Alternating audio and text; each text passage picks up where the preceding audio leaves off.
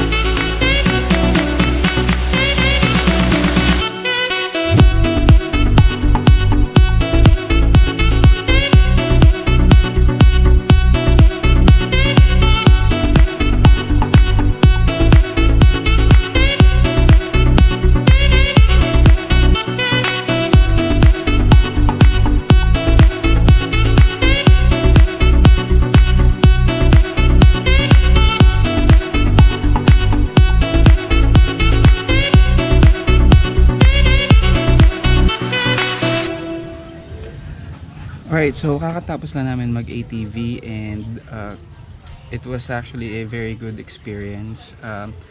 If you come here sa Bicol, make sure to look for a Bicol ATV adventure. They have the best staff. Hindi kami iniwan sa trail. This will always be the highlight of your travel here in Bicol. So make sure to try the ATV or yung buggy na ginamit namin. Also, yung mga staff dito is very accommodating. At the same time, they gave us a really nice discount or very good price para sa adventure namin. So yan, go here, try the ATV.